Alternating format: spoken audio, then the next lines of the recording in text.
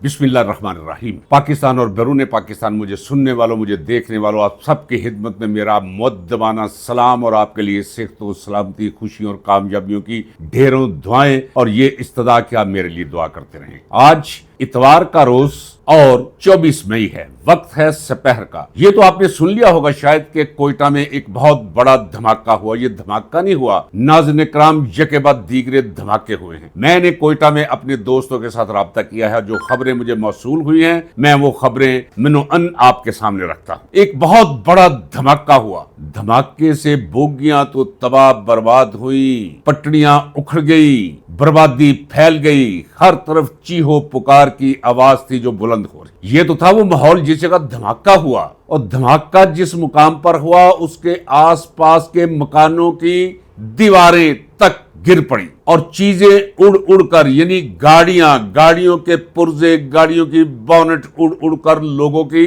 खिड़कियों के साथ टकराए और अंदरूने खाना भी तबाही और बर्बादी फैली। बहुत से घरों में गाड़ियां तबाह बर्बाद होगी जो खड़ी थी, और गाड़ियों के अंदर जो लोग मौजूद थे, जो चल रहे थे, रवां थी ट्रैफिक, वो भी बर्बाद होगी, उलट गई। और दूसरा जो वहां खड़ी थी उसके अंदर जो लोग बैठे हुए थे उन्हें भी लोग घसीट घसीट कर जख्मी हालत में बाहर निकाल रहे। इस इलाके को फौरी तौर पर सिक्योरिटी एजेंसीज ने आकर कॉर्डन कर लिया, घेरा डाल लिया, और किसी को अंदर जाने की इजाजत नहीं, ना किसी आम आदमी को और ना ही प्रेस के किसी नुमाइंदे को। मुझे कोयटा से दोस्त ने जो खबर दी है वो ये है कि उस धमाके के बाद यके बाद दीगरे 4 धमाके हुए। खुदा करे कि कैजुअलिटीज कम हो, लेकिन अंदाजा जो मुझे बताया गया है, ये मैं नहीं कह रहा, ये जो मुझे खबर मिली है, खबर देने वाले का अपना भी एक मिजाज है। आपको याद है कि 3 दिन पहले मैंने इसी दोस्त को फोन करके बलूचिस्तान की सूरत हाल का पता किया था। उसने कहा जी बलूचिस्तान को तो छोड़े, पहले कोयटा का सुन ले।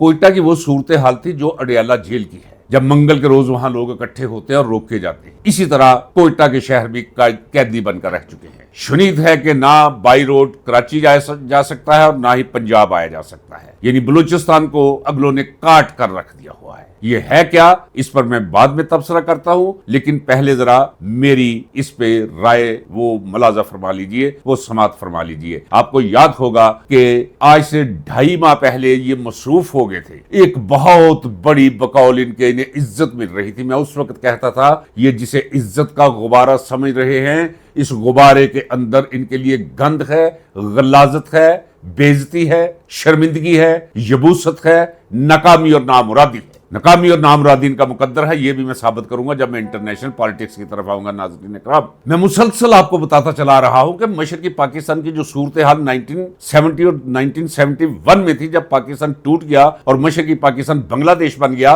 उससे ज्यादा नाजुक और बदतरीन सूरत हाल है इस वक्त बलूचिस्तान की। मैं दावे के साथ कहता हूं, एक बलोच भी पाकिस्तान के साथ रहने के लिए तैयार नहीं। कसूर बलोचों का नहीं, कसूर मरकज का है, जिसने मुसलसल इन 70 सालों में ज्यादती के सिलसिले रवा रखे हैं बलोच कौम के साथ। और अब बलूचिस्तान के साथ पठानों की भी खैर नहीं, वहां पश्तूनों की भी खैर नहीं, बल्कि पश्तूनों की ज्यादा शामत आई हुई है। मुझे मेरे पश्तून दोस्त ने बताया, उसने कहा कि जनाब पश्तून होना बलूचिस्तान के अंदर अब एक बहुत बड़ा डिमेरिट बन चुका है, चूंकि पकड़ लेते हैं, थाने ले जाते हैं कि जी बताएं जी आप अफगानी हैं या आप यहां हैं। वो कहते हैं हम नस्ल दर नस्ल रह रहे हैं, तो थाने वाले लाखों रुपया लेकर जान छोड़ते हैं। नहीं तो वो कहते हैं कि आपके बारे में हमें शक है कि आप बलूचिस्तान लिबरेशन आर्मी के साथ कोई तालमेल रखते हैं। इस किस्म का माहौल बलूचिस्तान के अंदर बना हुआ है। और मैं आपको कह चुका हूं, भी मैंने कल ही कहा था, ये जो कहते ना हिमालय से ऊंची समंदरों से गहरी दोस्ती, चीन पाक चीन दोस्ती, कोई दोस्ती नहीं। नाज़रीन इकराम, ये मैं कह रहा हूं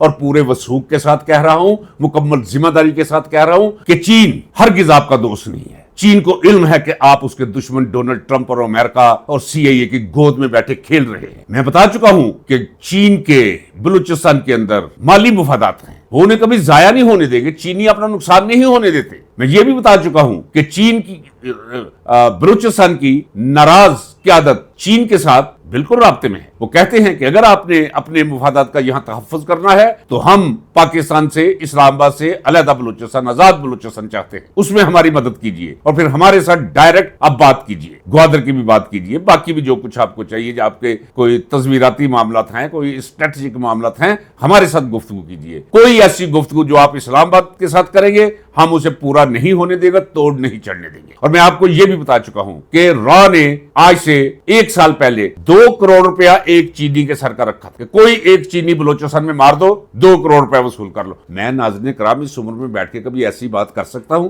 میں اپنے آپ سے توقع نہیں کرتا۔ خدا مجھے وہ زبان نہ دے، وہ دہن نہ دے جس میں سے بالکل کوئی بلشٹ اور فضول قسم کی گفتگو نکلے اور میں آپ کی سماعت کی توہین کروں۔ اسی لیے تو چین سب کچھ چھوڑ چھاڑ کے وہاں سے بھاگ گیا۔ کیا ہے سی پیک کر رہے ہیں؟ جائیے جا کر سی پیک دیکھیے، سڑکیں دیکھیے، کیا ویرانی کا ایک عالم ہے، ایک ویرانی سی ویرانی ہے، دشت کو دیکھ کے گھر یاد آیا والی کیفیت ہے۔ ایک اور بات میں نے کہا تھا ابھی اسی ولاگ میں کہ ایک سوال کا جواب تو دیجئے ناظرین اکرام کہ جب یہ مصروف ہو گئے ادھر آج سے 2.25 ماہ پہلے امریکہ ایران اسرائیل جنگ میں، تو یہ بعد میں امن معاہدہ کروانے کے لیے یہ اچھل کے باہر آ رہے تھے، آپے سے باہر ہو رہے تھے، اس وقت آپ نے دیکھا کہ بلوچستان میں کچھ بھی نہیں ہوا؟ جی جناب، آپ نے دیکھا کہ فتن الخوارج اور فتن الہندوستان وہ بھی ایسے لگتا تھا جیسے وفات پا گئے، ہر طرف امن امان تھا چونکہ یہ مصروف تھے ادھر، سارے ایجنسیاں بھی ساری ادھر مصروف تھی، اور میں نے کہہ دیا تھا کہ یہ سمجھوتا نہیں ہوگا، ان کے مقدر میں وہ عزت کبھی نہیں لکھی ہو سکتی، آسمانوں سے ذلت ان کا مقدر ہے لوح مکتوم میں جو لکھی گئی ہے۔ اور یہ بھی کہا تھا کہ اب دیکھیے کہ یہاں سے ناکامی کے بعد یہ کیا کریں گے، بھارت کے ساتھ کوئی نہ کوئی چھیڑخانی کریں گے، لائن آف کنٹرول پہ یہ چھیڑخانی کریں گے، یہ مارنی شروع کر دیں گے، پھر فتن الخوارج اور فتن الہندوستان قرار دے کر KPK میں اور بلوچستان میں لوگوں کو یہ دھماکے کروائیں گے۔ ناظرین اکرام، جب میں کہتا ہوں یہ دھماکے کروائیں گے تو اس کا مطلب یہ ہے، مجھے یقین ہے کہ آپ کہیں گے یار یہ اتنے قسی القلب، اتنے ظالم، اتنے فاسق فاجر اور اتنے عوام اور قوم دشمن لوگ ہیں، اپنے مفادات کی خاطر یہ اتنے بڑے دھماکے کروا کے لوگوں کو موت کے گھاٹ بھی اتار دیتے ہیں۔ معمولی بات ہے ناظرین اکرام، انہیں انسان مت سمجھیے، ان کے دماغ نہیں ہے، وہ چینی کھلونوں کے اندر نصب کی گئی مشینیں ہیں جو احساس سے آری ہیں، جو صرف چلتی ہیں، پروگرامنگ کے تحت جو پروگرامنگ اس نے دے دی جاتی ہے۔ ان کے سینوں کے اندر دھڑکتے دل نہیں، پتھر بھی نہیں، وہ پنجابی میں ہم اسے کھنگر کہتے ہیں، کھنگر ہے رکھے ہوئے، پتھر کی اسفل ترین اور بدترین شکل جسے آپ کہہ سکتے ہیں، بدبودار پتھر ہے ان کے سینوں کے اندر، دلوں کی جگہ۔ ان سے آپ کچھ بھی توقع کر سکتے ہیں۔ میں کیوں کہہ رہا ہوں؟ ناظرین کرام، نہ بھارت آپ کا دشمن ہے، نہ اتنا بڑا اسرائیل آپ کا دشمن ہے، آپ کی دشمن آپ کی یہ فوج ہے۔ ناظرین کرام، میں اس اللہ کی ذات کو گواہ کر کے کہتا ہوں، میں علی وجہ التجربہ و بصیرت کہہ رہا ہوں ناظرین کرام، جب تک یہ قوم مل کر اس فوج کا مکو نہیں ٹھپتی، یہ پاکستان نہ خوشحال ہو سکتا ہے، ایون تو بچ ہی نہیں سکتا ناظرین کرام، اس کے وجود کی ضمانت ہی نہیں دی جا سکتی ناظرین کرام۔ میں مکمل سچائی سے کہتا ہوں ناظرین کرام، اپنے طویل تر تجربے کی روشنی میں آپ کو بتا رہا ہوں، ایک بات تو ذہن میں رکھ لیجیے، یہ آپ کی فوج نہیں، کھاتی آپ کا ہے اور آپ کی ہی تھالی کے اندر یہ چھید کرتی ہے، چھید نہیں کرتی، وہ چھید اڑاتی بھی ہے گھر والوں پہ، تذلیل کرتی ہے، توہین کرتی ہے، یہ اداروں کو تباہ کرتی ہے، برباد کرتی ہے۔ فوج ایک ادارہ ہے، انٹرنیشنل یہ سازش ہے کہ عوام اور فوج کو آپس میں دو بدو کروا دو، یہ جنرل عاصم منیر نے یہ کام کر کے دکھا دیا ہے۔ جس طرح میں اکثر کہا کرتا ہوں کہ پاکستان پیپلز پارٹی کو، ذوالفقار علی بھٹو کی پیپلز پارٹی کو دہائیاں زور لگاتی رہی یہ سو کالڈ اسٹیبلشمنٹ، یہ فوج، اور اس وقت فوج کے ساتھ اور بھی ایلیمنٹس ہوا کرتے تھے، سارے مل کر پیپلز پارٹی کو ختم نہ کر سکے۔ واہ زرداری، تو پیپلز پارٹی پہ اتنا بھاری کہ تو پیپلز پارٹی کو کھا گیا، ختم کر کے رکھ دی پیپلز پارٹی، یونینسٹ پارٹی بنا کے رکھ دی پیپلز پارٹی، ایک بندہ کھا گیا، یہ کارنامہ انجام دے گیا۔ اسی طرح جو کارنامہ کسی سے انجام نہیں دیا گیا، عوام کو فوج اور فوج کو عوام کے خلاف کر دینا۔ فوج میں سمجھتا ہوں عوام کے خلاف نہیں ہے، بیچاری ہے، مجبور ہے روٹی رزق کے ہاتھوں، کہاں جائے وہ، کیا کرے وہ۔ بریگیڈیئر تک تو وہ یہی کچھ ہے کہ انہیں ریٹائرمنٹ کے قریب، میرے دوست ہیں جو ریٹائر ہوئے، یقین جانیے اللہ گواہ ہے، پلاٹ اپنی جگہ جو مل جاتا ہے، خالی پلاٹ کیا کر لیتے ہیں، دو زندگی گزر جاتی ہے دو پلاٹوں سے، دو تین بچیوں کی شادی کرنی ہے، 2 بیٹوں کی شادی کرنی ہے، کیا کریں گے 2.5-3 پلاٹ، تنخواہ اتنی کہ اس میں کوئی پس اندازی کوئی ہوتی نہیں۔ بریگیڈیئر تک مظلوم ہیں یہ سارے لوگ، لیکن مجبور ہیں، مقہور ہیں، بندے ہوئے ہیں۔ لیکن یہ میں کوئی وکالت نہیں کر رہا ہوں ان کی، نہیں، جب کوئی سپاہ سالار فوج کی یہ حالت کر دے تو پھر وہی ہونا چاہیے جو اندرا گاندھی کے ساتھ اسی کے ایک محافظ نے کیا. غلط کیا, لیکن پھر وہی ہونا چاہیے جو سلیمان تصیر کے ساتھ اس کے محافظ نے کیا. وہ تو بھی تو سنتری تھے, محافظ تھے. کوئی ضروری تو نہیں کوئی جنرل اٹھ کے اس کا کام کرے, کوئی سپاہی بھی اٹھ کے کر سکتا ہے اس ملک کے لیے, اس قوم کے لیے. بلوچستان جل رہا ہے. بلوچستان کو زور زبردستی دبانے کی کوشش کی جا رہی ہے. مسئلہ سیاسی ہے لیکن اسے طاقت کے بلبوتے پر حل کرنے کی کوشش کی جا رہی ہے, جو کبھی نہیں ہوگا. اس کا حل لے کے نکلے گا کہ ایک دن بلوچستان بھی آزاد بلوچستان ہو جائے گا. اب میرے پاس اتنا وقت نہیں ہے کہ میں اس پہ آپ کو بتاؤں کہ وہ کیسے ہو جائے گا. کیا کیا ہے آج انہوں نے؟ آج سے 4 دن پہلے انہیں 25 لوگوں کا بتایا جی 25 ہم نے فتنہ الخوارج مار دیے, پشتون مار دیے دتاہیل کے علاقہ میں. کل پھر انہوں نے مار دیے. آج پھر 23 لوگ انہوں نے موت کی نیند سلا دیے ہیں. یہ سب کچھ کہاں ہو رہا ہے؟ کے پی کے میں. پھر میرا سوال ہے کہ وہ 2.5 مہینے یہ کہاں گئے ہوئے تھے؟ یہ ایک سوالیہ نشان ہے ناظرین کرام, جو آپ کے سامنے بھی رہنا چاہیے. اس وقت تو زیادہ کارروائیاں کرنی چاہیے تھی نا. فتنہ الخوارج اگر کوئی ہے, فتنہ الہندوستان اگر ہے, اگر BLA واقع تک یہ مصروف تھے, اس وقت زیادہ کارروائیاں کرنی چاہیے. اس وقت کوئی نہیں تھی چونکہ یہ مصروف تھے. تو اس کا مطلب کیا ہے؟ پھر میں یہی سمجھوں کہ جو کچھ بھی ہوتا ہے یہی کرتے ہیں اور کرواتے ہیں, صرف اپنے بھاری برکم ناگوار وزن جو ہے ان کا فوج کا قوم کے کاندھوں پر, اسے جائز ثابت کرنے کے لیے کہ برداشت کرو, ہمیں عیاشی کرواؤ, ہمیں کھربوں روپیہ پینشنیں دو, ہمیں پلاٹ دو, سارا کاروبار ہمارے حوالے کر دو, شادی حال ہم چلائیں گے, ٹال پلازوں پہ ہم ہوں گے, رہائشی کالونیاں ہم بنائیں گے, گروسری ہم بیچیں گے, انشورنس ہم کریں گے, بینک ہم چلائیں گے. باقی کیا رہے گا؟ نکال دو سب کو, باقی رہو آپ جو 7 لاکھ لوگ ہو, بتاؤ کہاں جائیے.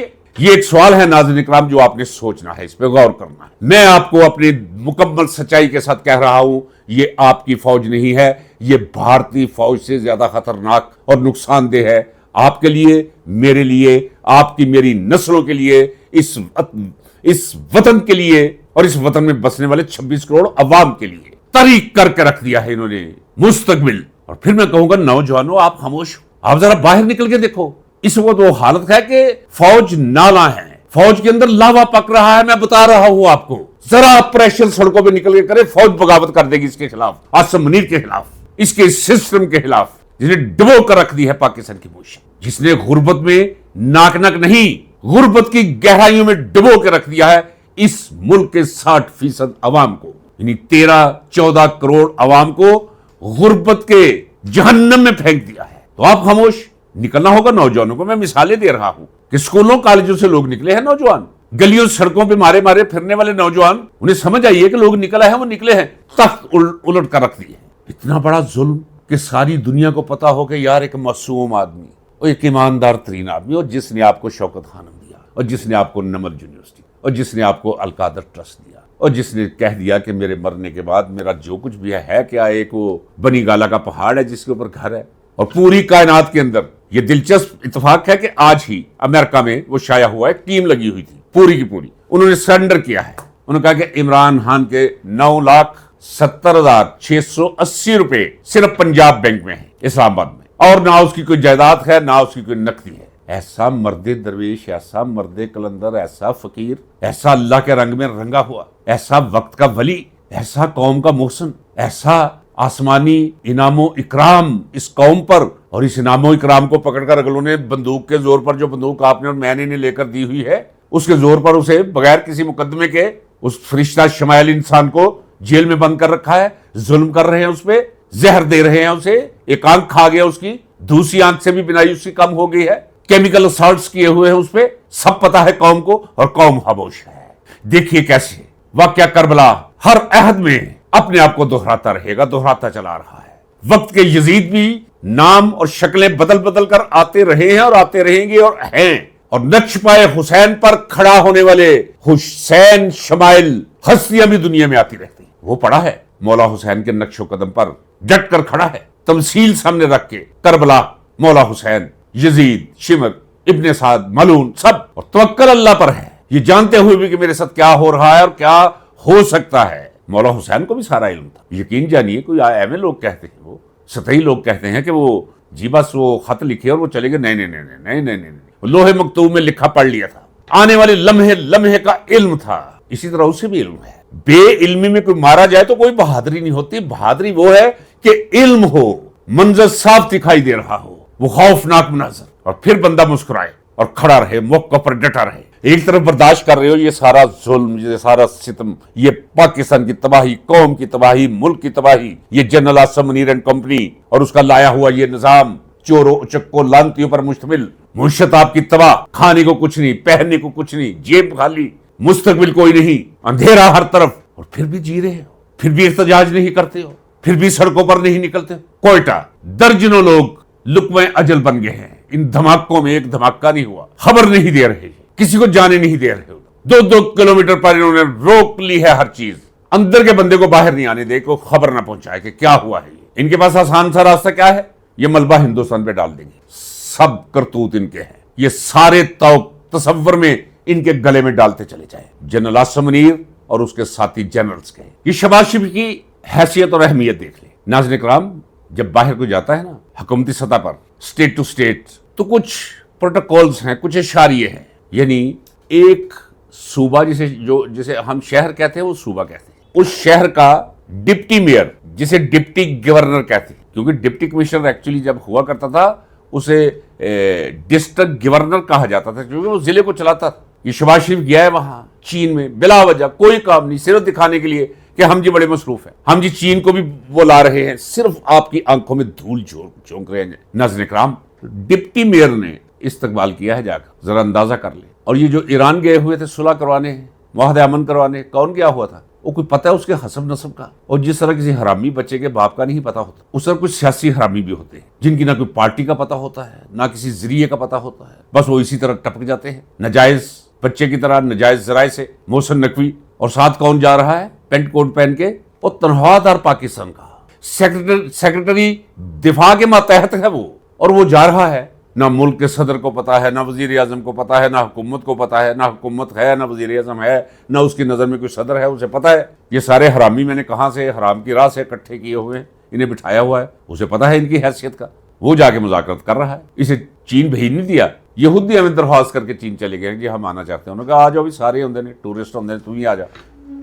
تو یہ ہے وہ طریقہ کار جس پر آپ کی یہ سو کالڈ حکومت چل رہی ہے۔ ادارے تو تباہ ہو چکے ہیں، کتنی دفعہ بتا دوں، کوئی رہا ہی نہیں۔ جزیز کے بارے میں آپ کو کہہ چکا ہوں ناظرین کرام، بالکل اس وقت تو مجھے کوئی غصہ نہیں ہے نا، آپ یقین جان لیجئے کہ ہیرا منڈی جب آباد ہوا کرتی تھے، بڑے گورے گورے لوگ وہاں پھرا کرتے تھے صبح کے وقت، 6-6 فٹ کا، وہ پتہ چلتا تھا یہاں طائفوں کے گھر کی اولاد ہے، وہ باپ کا پتہ کوئی نہیں۔ ان کے بھی کچھ اخلاقیت ہوا کرتے تھے، یہ ان سے گرے ہوئے لوگ ہیں، ان سے کم تر اور اسفل لوگ ہیں یہ جنہیں آپ ججز کہتے ہیں۔ میرا تو خیال ہے کہ اگر میں یہ کہتا ہوں تو طائفوں کے جو باپ ہیں اور بھائی ہیں اور بیٹے ہیں، انہیں بھی توہین محسوس ہوتی ہوگی کہ ہمیں یہ ججز کے ساتھ ملاتے ہیں۔ اس طرح گر چکے ہیں یہ اس معاشرے کی نظر میں، جس طرح فوج گر چکی ہے۔ میں بتایا آپ کو کہ ریکروٹمنٹ لوگ جا ہی نہیں رہے، فوج کے اندر اپلائی نہیں کر رہے، یعنی کمیشن کے لیے اپلائی نہیں کر رہے لوگ، اور کسی کو گالی دینی ہو تو اب کہتے ہیں چلو فوجیا، کسی کو بہت برا ثابت کرنا ہو سپرلیٹو ڈگری کا تو اسے کہتے ہیں جنرل چپ کر۔ یہ پوزیشن ہے، یہ انہیں علم ہے۔ آپ ذرا سن لیجئے، وہ میرے شہر کا ایک بینک کا کلرک ہوا کرتا تھا، اس کا باپ انتہائی گھٹیا آدمی تھا، سیاست کے اندر غلاظت، جس طرح گھر کے اندر ٹوائلٹ ہوتی ہے، اور یہ ٹوائلٹ نہیں جہاں وہ، ذرا سن لیجئے میری بات نا، تشبیہ و طہارتی سلسلہ بھی چلتا رہتا ہے نا میرے ساتھ ساتھ۔ جب یہ فلش سسٹم نہیں ہوا کرتا تھا تو آپ تصور کر لیں کہ ایک گھر کے افراد ہیں بیچارے، قابل احترام میراثی ہیں، کھاتے بھی بہت زیادہ ہیں، اور کوئی دوسرا کام ہی کوئی نہیں، تو ڈھول کی بجائی لوگوں کی شادیوں پہ بھاٹوں کا کام کیا، اور بس پھر 10-10 12-12 روٹیاں کھائی۔ صبح اٹھ کے وہ جو بیت الخلاء ہے اس کے اندر بول براز 14 لوگ کرتے تھے۔ اس بول براز سے بھی زیادہ بدبودار شخص تھا اس کا باپ، جس کا نام تھا خواجہ صفدر۔ سیاست کے اندر ایک تعفن تھا، وہ ابتدا اس نے ایک مخبر کی حیثیت سے کی، ڈپٹی کمشنر کے مخبر کی حیثیت سے، اس کے بعد وہ مخبری کرتا رہا مسلم لیگ میں رہ کر، پگاڑا کی مسلم لیگ میں رہ کر وہ مخبری کرتا رہا خفیہ اداروں کی۔ پھر پاکستانی تاریخ کے بدترین آمر، لیکن اس سے بدترین آمر نہیں تھا وہ جنرل ضیاء الحق۔ یہ ناظرین کرام میں بتا دوں، سزائے موت اس نے مجھے دی، اس نے مجھے 4.5 سال ڈیتھ سیل کے اندر رکھا، 21 مہینے شاہی قلعہ کے سیل میں، جہاں مغل اپنے مخالفین کو، کہ بندے کو مارتے نہیں تھے، وہ صرف سیل میں ڈال دیتے تھے، اس سیل میں 21 مہینے رہا میں، موٹی ڈنڈا بیڑیوں کے ساتھ، کوئی پنکھا نہیں گرمیوں میں، بالا حصار میں رکھا، کچھ 6 مہینے وہاں، بڑا تشدد سہا، لیکن وہ کمینگی میں اور چھوٹے پن میں اور ظلم و زیادتی میں اس جیسا نہیں تھا آصف منیر جیسا۔ ناظرین کرام، میں اللہ کی ذات کو گواہ کر کے کہتا ہوں، یہ خواجہ صفدر، خواجہ آصف کا باپ، یہ اس کا مخبر بنا، اس نے کہا یار PNA پاکستان قومی اتحاد کی پارٹیوں میں سے سارے لوگ لے آؤ. اس نے کہا جی تو بنانے MNA ہوئی تو ہم بڑھنا کوئی نہیں. بغیر انتخابات کے مجلس شورا قائم کر کے انہوں نے ہر سیٹ سے ایک MNA اکٹھا کر لیا. ساری پارٹیوں کو توڑ کر رکھ دیا. کہ جتنی بھی آج بربادی، تباہی، انحطاط، زوال اخلاقی، سیاسی، معاشی، اداراتی آپ دیکھ رہے ہیں، اس میں خواجہ صفدر کا حصہ ہے. جس طرح صدقہ جاریہ کوئی نیکی کا کام کیا ہو تو وہ ثواب پہنچتا ہے، ساری بد دعائیں اور سارا عذاب اسے منتقل ہوتا رہے گا تا قیامت.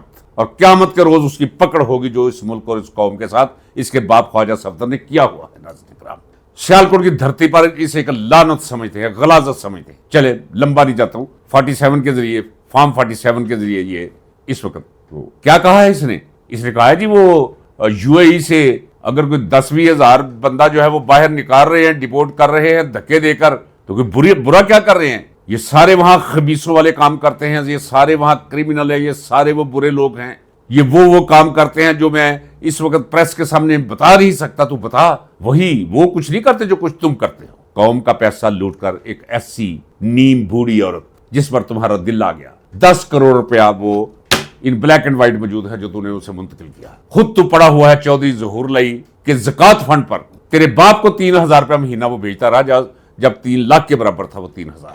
ساری زندگی اس نے دیا. جا کر پوچھ لو پرویز الہی سے اور شجاعت سے. اور یہ کہتا ہے کہ وہ جو کچھ کر رہے ہیں UAE والی ٹھیک کر رہے ہیں. ناظرین کرام، وہ کیا کرتے ہیں دیکھیے. اہل تشیع کے ساتھ انہوں نے کیا کیا ہے. جس نام کے ساتھ علی آیا ہے اسے پکڑ کر لے گئے ہیں، بند کر دیا ہے. مجالس ہوتے ہیں محرم کے مہینوں میں، وہاں جو بھی جاتا ہے اس کا ریکارڈ رکھتے ہیں یہ سیکورٹی اس حوالے سے. ان سب لوگوں کو انہوں نے گرفتار کیا ہے. اور اگر کسی نے کہا ہے کہ جناب میں نہیں ہوں، ہم ویسے یہ سننے آتے رہے ہیں مجلس، تو پھر اتار کے دیکھتے رہے ہیں کہ دیکھو جس کی پشت پر زنجیر زنی کے نشان دکھائی دیے ہیں، مار کر انہوں نے اسے ہلکان کر دیا ہے. اور مجھے بتایا ہے فون کر کے، فون میں نے کیا ہے، انٹرویو کیا ہے. اس نے کہا مجھے ایک نے کہا افسر ان نے کہا اوکے، کہتا وہ میری دیکھ کے نا زنجیر زنی کے نشان، تو مجھے کہنے لگا یو آر زینبین. یہ یزید ہے میرے سامعین، میرے ناظرین. اور یہ یورینل کے منہ والا کیا کہہ رہا ہے کہ جو کچھ ہو رہا ہے ان کے ساتھ ٹھیک ہو رہا ہے. لوگوں کی بیویاں ادھر ہیں، چھوٹے چھوٹے بچے ادھر ہیں، انہیں پکڑتے ہیں گرفتار کر کے. اتنے قسی القلم ہیں، اتنے ظالم ہیں یہ کہ ان کے بیوی بچے وہیں پہ ہیں لاوارث، اور انہیں پکڑ کر جہاز میں بٹھا دیتے ہیں انہیں گندے کپڑوں کے ساتھ، چلو. اور پیچھے فیملیز کا پرسان حال نہیں ہے. اس طرح کی تباہی بربادی، اور یہ کہتا ہے کہ جو کچھ کر رہے ہیں وہ ٹھیک کر رہے ہیں. ناظرین کرام، آج اتنا ہی کافی. کل میری ویڈیو میں شکایت ملی ہے کہ آواز نہیں آ رہی تھی. وہ میرا قصور تھا. وہ اس لیے کہ میں کالر مائک لگانا بھول گیا تھا. ادھر تو میں نے مائک لگا دیا تھا کیمرے میں، لیکن کالر مائک وہ کہیں پڑا ہوا تھا لحاف کے نیچے ادھر ادھر. بس جتنی آواز ہو سکتی تھی وہ پہنچ گئی آپ کو. گزارا کیجئے کبھی کوئی ایسی غلطی ہو جائے کرے تو مجھے دیار غیر میں، جلا وطنی میں، اکیلا ہونے، یہ سب کچھ پیش نظر رکھ کر ذرا تھوڑی سی سپیس دے دیا کیجئے. اللہ حافظ. پاکستان پائندہ باد.